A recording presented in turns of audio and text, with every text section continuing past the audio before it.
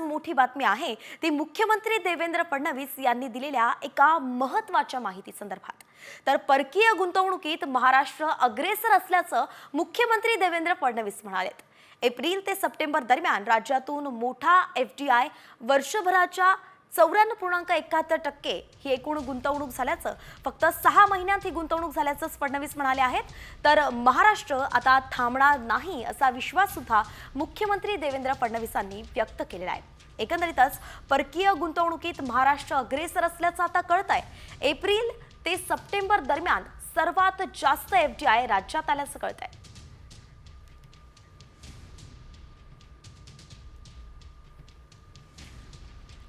आणि यानंतर आता बातमी आहे ती ठाकरे सेनेसंदर्भात। ठाकरे गटाच्या मुखपत्रातून मुख्यमंत्री देवेंद्र फडणवीसांचं अगदी कौतुक करण्यात आलेलं आहे।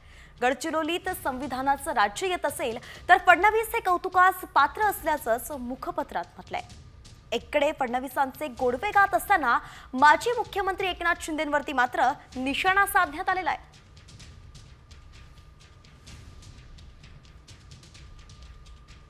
फडणवीस हे राज्याचे मुख्यमंत्री आहेत। सरकारशी किंवा त्यांच्याशी आमचे नक्कीच राजकीय मतभेद आहेत, पण त्यांनी एखादं चांगलं पाऊल उचललं असेल आणि ते राज्याच्या हिताचं आहे, राज्याची सुरक्षा, कायदा सुव्यवस्था, राज्याची सामाजिक समीकरणं यांना दिशा देणारा असेल तर सर्व राजकीय वैर दूर ठेवून त्याचं कौतुक केलं पाहिजे। ही कायम शिवसेनेची भूमिका हिंदुहृदय सम्राट शिवसेना प्रमुख बाळासाहेब ठाकरे यांच्यापासून आहे।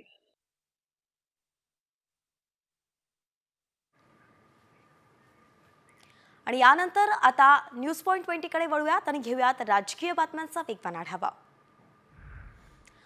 सरपंच संतोष देशमुखांचा भाऊ धनंजय देशमुखांनी पोलीस अधीक्षकांना पत्र लिहित आरोप केले।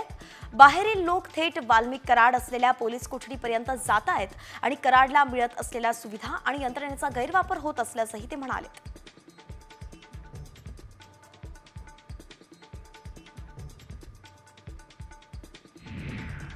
दरम्यान सरपंच हत्या प्रकरणातील फरार आरोपींची माहिती देणाऱ्याला पोलीस बक्षीस देणार आहेत। पोलिसांनी सुदर्शन खुले, कृष्णा आंधळे आणि सुधीर सांगळे या 3 आरोपींना आता फरार घोषित केलेला आहे आणि त्यांचा पोलीस पथकाकडून शोधही सुरू आहे।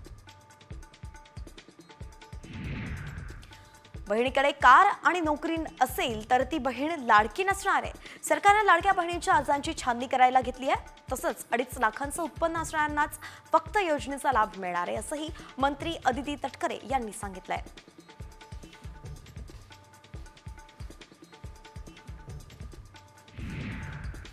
विधानसभा निवडणुकीतील अपयशानंतर दक्षिण रायगडमध्ये ठाकरे सेनेच्या पदाधिकाऱ्यांमध्ये मोठे फेरबदल झालेत। अनिल नवगणे यांच्या हकालपट्टीनंतर जिल्हा प्रमुखपदी आता नंदू शिर्के यांची निवड झाली आहे आणि त्यांच्यावरती श्रीवर्धन आणि महाड विधानसभा मतदारसंघाची जबाबदारी सोपवण्यात आली आहे। देशाचे कृषी मंत्री शिवराज सिंग चौहान आज नाशिक दौऱ्यावरती आहेत। यशवंतराव चव्हाण मुक्त विद्यापीठात ते शेतकऱ्यांशी संवाद साधणार आहेत। शिवाय त्र्यंबकेश्वर मंदिरात जाऊन ते दर्शनही घेतील।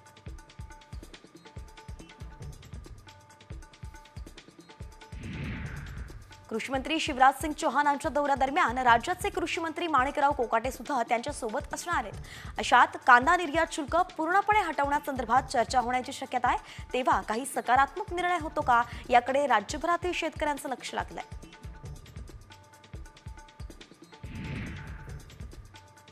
राज्यात थंडी पुन्हा परतली आहे। येत्या 24 ते 48 तासांमध्ये तापमानात सरासरी 3 ते 4 अंशांची घट होण्याचा अंदाज आहे आणि याचा सर्वाधिक परिणाम हा विदर्भ आणि उत्तर महाराष्ट्रात होणार आहे। कोकणात तापमानात फारशी घट अपेक्षित नाहीये, तर मुंबई आणि उपनगरांमध्ये सायंकाळी तापमानात घट दिसेल।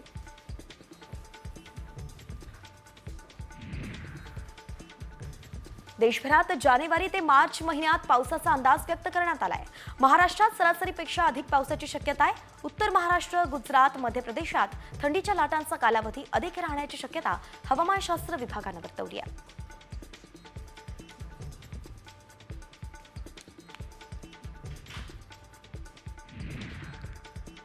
महाड तालुक्यात दरडग्रस्त तळी गावातील 7 वाड्यांना पाण्याची समस्या भेडसावतीये। तळी गावासाठी वरंध धरणातून पाणी पुरवठा प्रस्तावित आहे, पण अद्याप सुद्धा त्याचं काम पूर्ण सुरू झालेलं नाहीये। योजना सुरू होत नाही तोपर्यंत शासनानं पाण्याचा पुरवठा करावा अशी मागणीच ग्रामस्थ करतायत.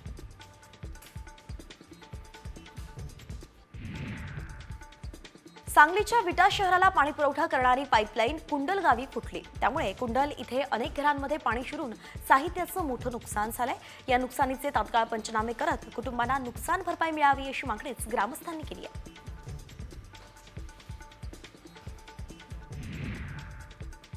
वाशिममध्ये रब्बी हंगाम अर्धा संपला तरी हजारो शेतकरी सिंचनासाठी सौर कृषी पंपाच्या प्रतीक्षेत आहेतच. शासनाच्या मागेल त्याला सौर कृषी पंप या योजनेत 5,219 शेतकऱ्यांनी पैसे भरले आणि यातील 3,206 शेतकऱ्यांचा सिंचनाचा प्रश्न अजूनही कायमच आहे. याचा परिणाम उत्पादनावर होण्याचीही शक्यता आहे.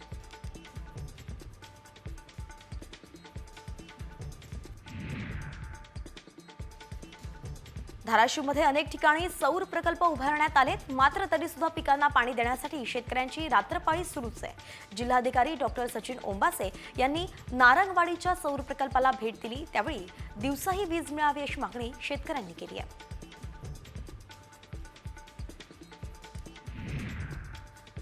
मावळ तालुक्यात चायनीज सूर्यफुलाच्या शेतीचा अनोखा प्रयोग करण्यात आलाय. मावळ तालुक्यातील साळुंबरे या गावामध्ये शेतकरी नंदकुमार आगळे यांनी हा प्रयोग केलाय. आगळे यांनी 3 गुंठे क्षेत्रात चायनीज सूर्यफुलाचं पीक घेतलंय. सध्या बाजारपेठेत या फुलाला 25 ते 30 रुपये इतका दर मिळतोय.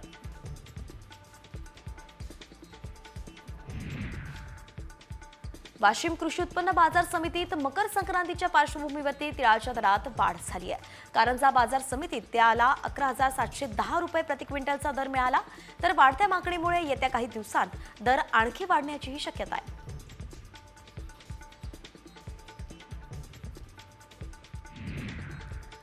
नवी मुंबईतील एपीएमसी भाजीपाला मार्केटमध्ये भाज्यांचे दर मोठ्या प्रमाणात घसरलेत. पुरवठा जास्त मात्र मालाला उठाव नसल्यानं दर घसरले आहेत. फ्लॉवर, कोबी, भोपळा, टोमॅटो आणि वांग्यासह पालेभाज्यांचे दरही 5 ते 10 रुपयांदरम्यान आहेत.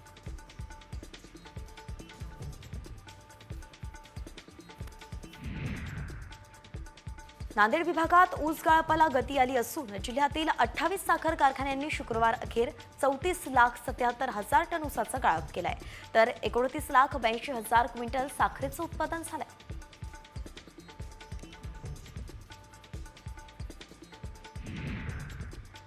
वातावरणात प्रचंड प्रदूषण आणि हवेची गुणवत्ता घसरल्यामुळे चिकू बागायतीमध्ये उत्पादनात प्रचंड घट झाली आहे. तर डिसेंबर महिन्याच्या अखेरच्या दिवसात ढगाळ वातावरणामुळे आंबा मोहोर येण्याची प्रक्रियाही खुंटली आहे.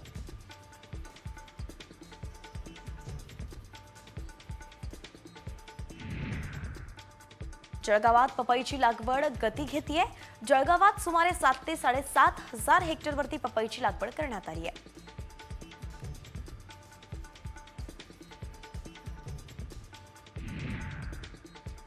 अवकाळी पावसाचा फटका द्राक्ष पिकाला बसल्यानं हंगाम लांबणीवरती गेलाय.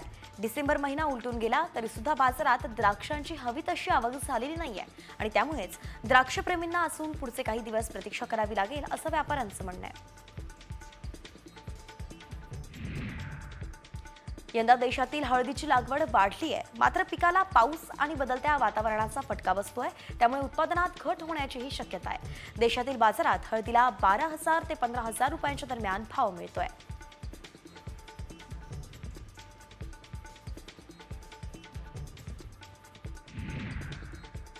तुळजापुरात शेतकऱ्यांच्या खरबूज फळबागांना ढगाळ वातावरण आणि करप्या रोगाचा फटका बसलाय. त्यातच महावितरणच्या भोंगळ कारभारामुळे पुरेसं पाणीही मिळालं नाहीये. त्यामुळे खरबूज शेती मातीमोल होण्याची वेळ आली आहे. त्यामुळे शेतकरी हतबलही झालेत. वाशिम जिल्ह्यात महाराष्ट्र राज्य बियाणे महामंडळाचे संचालक योगेश कुंभेजकर यांनी शेतकऱ्यांच्या बांधावरती जाऊन पाहणी करत मार्गदर्शन केलंय. यावेळी पीक परिस्थिती जाणून घेतलीय. शेतकऱ्यांना लागणाऱ्या नवीन तंत्रज्ञान आणि इतर सुविधा उपलब्ध करून देण्याचं आश्वासनही त्यांनी दिलंय.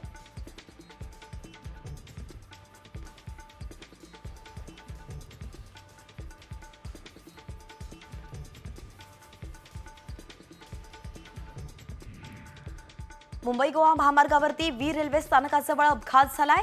डिझेल संपल्यानं रस्त्यातच बंद पडलेल्या स्कॉर्पिओ जीपला टोईंग व्हॅनची जोरदार धडक लागली आणि अपघात झाला.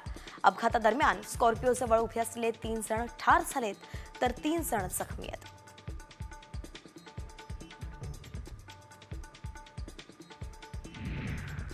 मुंबईतील धारावीमध्ये भीषण अपघात झालाय. एका टँकरचा धक्का लागल्यानं 6 कार खाडीत पडल्यात. सुदैवानं अपघातात कुठलीही जीवितहानी किंवा दुखापत झाली नाहीये. नाशिकच्या सिडकोजवळ दुचाकीचा भीषण अपघात झालाय. अपघातात दुचाकी चालकाचा मृत्यू झालाय. चालकाचं गाडीवरचं नियंत्रण सुटलं आणि अपघात झाल्याची प्राथमिक माहिती मिळतेय. तर अपघाताचा थरार सीसीटीव्हीमध्ये कैद झालाय.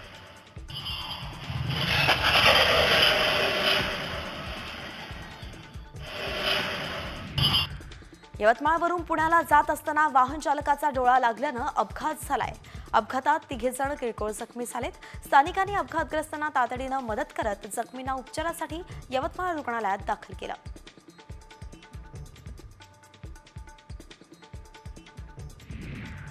उल्हासनगरमध्ये भरधाव कारनं 3 वाहनांना धडक दिली आहे. या अपघातात सुदैवानं 4 वर्षाचा मुलगा वाचलाय आणि या प्रकरणी स्थानिकांनी कार चालकाला पोलिसांच्या ताब्यात दिलाय. आरोपी 19 वर्षाचा युवक असून त्याच्याकडे गाडी चालवण्याचा परवाना आहे की नाही हा प्रश्न आता उपस्थित होतोय.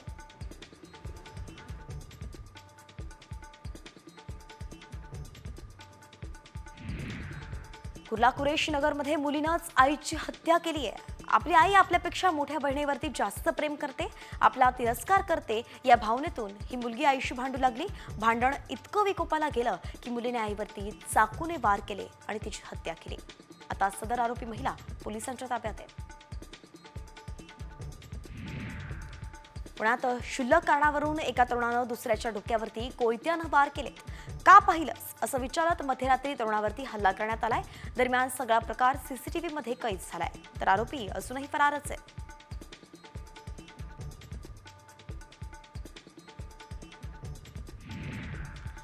नाशिकच्या चांदवडमध्ये राहणाऱ्या एका तरुणाची पल्सर गाडी अज्ञात दोघा चोरट्यांनी चोरली आहे. गाडीचं लॉक तोडून गाडी पळवताना संपूर्ण घटना सीसीटीव्ही कॅमेऱ्यामध्ये कैद झाली आहे आणि या प्रकरणी चांदवड पोलिसांत गुन्हाही दाखल झालाय.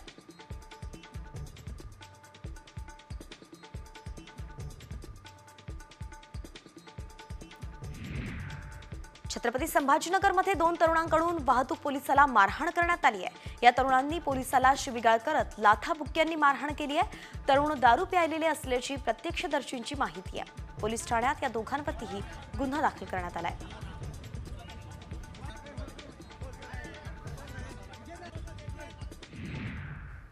आणि आता एक मोठी बातमी सध्या समोर येतेय. सानपाडा डीमार्ट जवळ फायरिंग करण्यात आलेली आहे.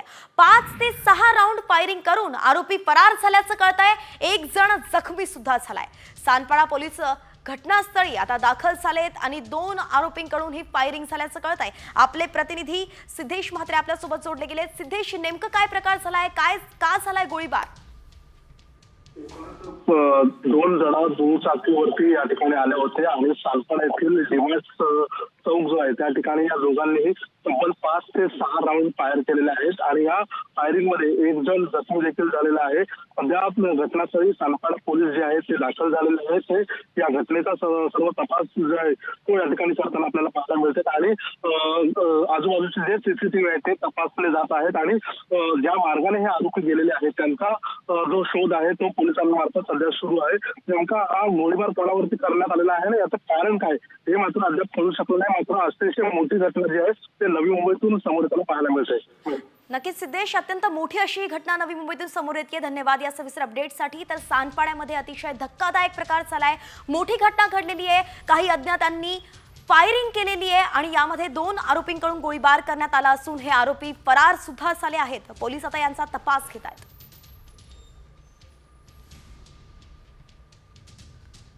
या बातमीचे आपण अपडेट्स घेत राहू. तुर्तास पुन्हा एकदा वळूया टॉप 50 कडे. घेऊयात बातम्यांचा वेगवान आढावा. तुळजापूरच्या बारूळजवळ झालेल्या पवनचक्की मारहाण प्रकरणी अखेर पवनचक्की कंपनीच्या प्रतिनिधींसहच इतरांवर सुद्धा गुन्हा दाखल झालाय. मारहाण करणाऱ्या गुंडांवरती कारवाई करावी यासाठी ठोंबरे यांनी उपोषण केलं होतं. त्यानंतर ही कारवाई करण्यात आली आहे.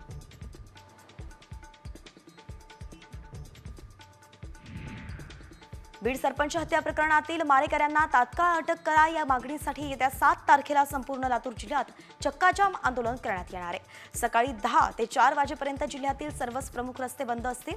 सर्वपक्षीय नागरिक मंचच्या बैठकीत हा निर्णय घेण्यात आला.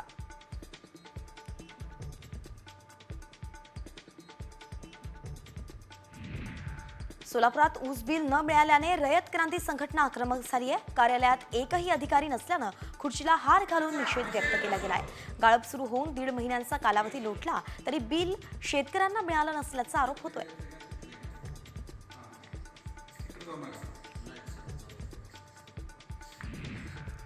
विदर्भात तुमसर मोहाडी कृषी उत्पन्न बाजार समितीत 2 दिवसांपासून व्यवहार ठप्प आहेत. माथाडी कामगार, हमाल, व्यापारी आणि टोपलेवाल्यांनी बाजार समितीच्या धोरणावरती बहिष्कार घातलाय. 2 दिवसांपासून आंदोलनही सुरू केलंय.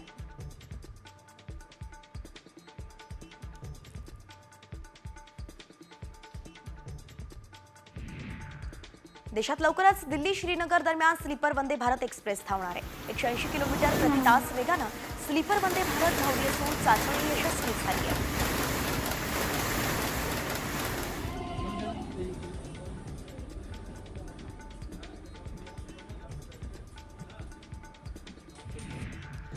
दरम्यान मुंबई ते सोलापूर वंदे भारत एक्सप्रेसवरती अज्ञातांकडून दगडफेक करण्यात आली आहे. दगडफेकीत एक्सप्रेसच्या C11 डब्याची काचही फुटली आहे. सुदैवानं यात कोणत्याही प्रवाशाला इजा झाली नाही. सोलापूर जिल्ह्यातल्या जेऊरजवळ ही घटना घडली.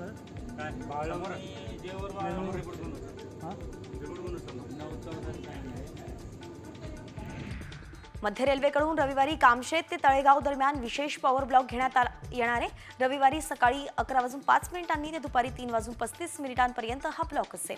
यावेळी 6 एक्सप्रेस गाड्या उशिराने धावतील तर 5 लोकल रद्दही करण्यात आल्या आहेत. प्रवाशांची आणि एक्सप्रेसची वाढती संख्या पाहता पुणे रेल्वे स्थानकात विस्तार करण्याचा निर्णय घेतलाय. पुणे रेल्वे स्थानकावरती 2 नवीन प्लॅटफॉर्म बांधले जाणार आहेत तर 4 प्लॅटफॉर्मची लांबी वाढवण्यात येणार आहे आणि याबाबतचा आराखडा तयार असून पुढील काही दिवसांतच कामाला सुरुवात होईल अशी माहिती देण्यात आली आहे. पश्चिम रेल्वेवरती नवीन वेळापत्रकाची अंमलबजावणी सुरू झाली असून प्रवाशांच्या सोयीसाठी 11 नवीन गाड्यांची सुरुवात करण्यात आली आहे. तसंच 3 गाड्यांचं सुपरफास्टमध्ये रूपांतर करण्यात आलंय. 8 गाड्यांचा विस्तारही करण्यात आलाय. पश्चिम रेल्वेनं गाड्यांच्या गतीत वाढ करून प्रवाशांच्या वेळेची मोठी बचत केली आहे. कोकण रेल्वे मार्गावरील मुख्य स्थानक असलेल्या कुडाळ स्टेशनच्या परिसरात सध्या कचरा आणि घाणीचं साम्राज्य पसरलंय. रेल्वे स्टेशनवरील टी स्टॉल आणि कॅन्टीनमधून स्टेशन परिसरात कचरा फेकला जातोय. मात्र या कचऱ्या प्रश्नी कोकण रेल्वे प्रशासन उदासीन असल्याचं दिसतंय. नवी मुंबईतील ऐरोली काटई उन्नत मार्गाचं काम सध्या प्रगतीपथावरती सुरू आहे. उन्नत मार्गाचं 75% काम पूर्ण झालंय. उर्वरित काम ऑक्टोबर 2025 पर्यंत पूर्ण करण्यासाठी MMRDAनं कंबर कसली आहे. ऐरोली ते डोंबिवली जवळील काटई नाक्यापर्यंतचा प्रवास आता अवघ्या 15 मिनिटांत पूर्ण होणार आहे. प्रवाशांना निश्चित ठिकाणी वेळेवरती पोहोचण्यासाठी रिक्षाला प्राधान्य दिलं जातं. पण पुण्यात काही रिक्षा चालक मीटरमधील वायरमध्ये खोडसाळपणा करून मीटरचं स्पीड वाढवतायत आणि त्यामुळेच 50 रुपयांच्या प्रवासासाठी 70 ते 80 रुपये मोजावे लागतात.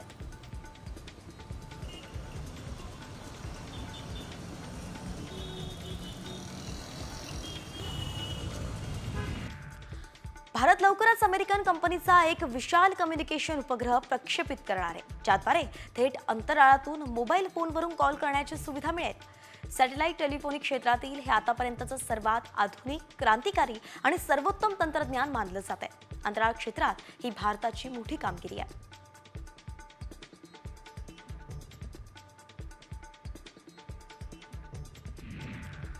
ग्रामसेवकांना आता बायोमेट्रिक हजेरी लागू करण्यात येणार आहे. राज्य सरकारने या संदर्भात पुन्हा सूचनाही जारी केल्या आहेत. ग्रामपंचायतीच्या कामाला शिस्त लावण्यासाठीच हा निर्णय घेण्यात आलाय.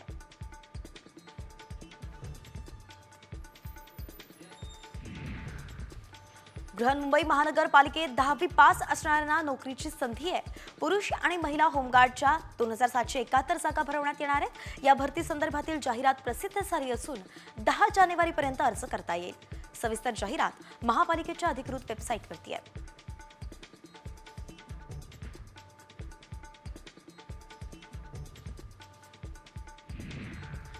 नाशिकच्या बागलाण तालुक्यातील तळवाडे दिगर गावात मोठ्या प्रमाणावरती कचऱ्याचे ढीग पसरलेत. या कचरा सफाईकडे ग्रामपंचायतीचं पूर्णतः दुर्लक्ष होत आहे. गावातील डुकरांचा वावर सुद्धा वाढलाय आणि या सगळ्यामुळे गावकऱ्यांनी ग्रामपंचायतीच्या विरोधात नाराजी व्यक्त केली आहे.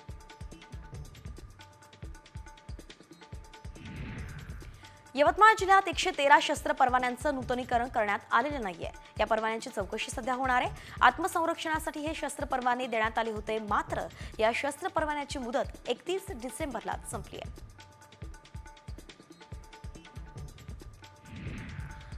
खंजीरने केक कापून सेलिब्रेशन करणं अमरावतीच्या 32 वर्षीय तरुणाला चांगलंच महागात पडलंय. शाहिद मंसुरी वल्द मोहम्मद साजिद नावाच्या तरुणाला गुन्हे शाखेच्या युनिटनं खंजीरसह अटक केली आहे. नागपुरी गेट पोलीस स्टेशनमध्ये त्याच्या विरोधात आर्म ॲक्टनुसार गुन्हा दाखल करण्यात आलाय. यवतमाळ महावितरणकडून वीज चोरी विरोधात धडक मोहीम हाती घेण्यात आली आहे. या मोहिमेसाठी 19 पथकं तैनात करण्यात आली आहेत आणि या मोहिमेअंतर्गत वीज सेवेत गुणात्मक सुधारणा करण्यासाठी मीटरची तपासणीही केली जाणार आहे.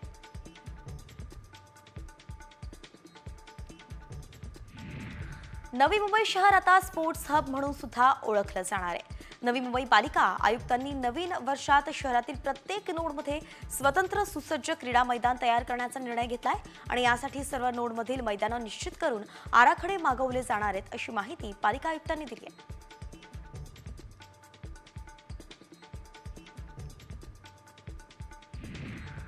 पुण्यश्लोक अहिल्यादेवी होळकर सोलापूर विद्यापीठाशी संलग्नित 114 उच्च महाविद्यालयांपैकी 68 उच्च महाविद्यालयांना पूर्णवेळ प्राचार्यच नाहीयेत.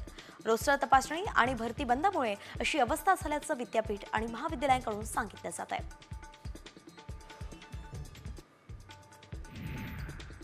क्रांतीज्योती सावित्रीबाई फुलेंचा ऑक्सफर्ड विद्यापीठानं सन्मान केलाय. पदव्युत्तर शिक्षण घेणाऱ्या SC, ST, OBC आणि आदिवासी विद्यार्थ्यांना सावित्रीबाईंच्या नावानं शिष्यवृत्ती सुरू करण्यात आली आहे. शिष्यवृत्तीत शिक्षणाची सर्व फी, जेवण खर्चासह अनेक सुविधा मोफत दिल्या जात आहेत.